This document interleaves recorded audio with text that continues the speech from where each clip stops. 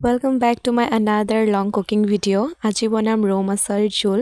এয়া প্ৰথমতে আদা, নহৰু, কেঁচা জলকীয়া আৰু ধনিয়া পাতা দি ফাইন পেষ্ট এটা বনাই লৈ মাছৰ ওপৰত অকণমান নিমখ আৰু বেচন আৰু অকণমান নেমুৰ ৰসটো দি দিম, তেতিয়া স্মেলটো ইমান নাহে, বহুত বেছি ধুনীয়া হয় খাবলৈ।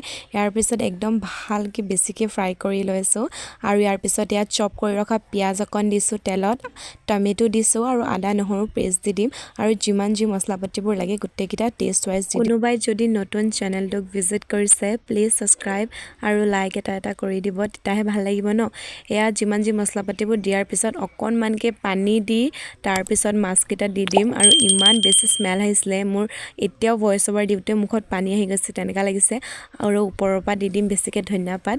বাৰু ৰেচিপিটো কেনেকুৱা হৈছে কমেণ্ট এটা কৰি জনাব। থেংকছ ফৰ ৱাচিং। আজিলৈ মানে, see you in the next one. Bye.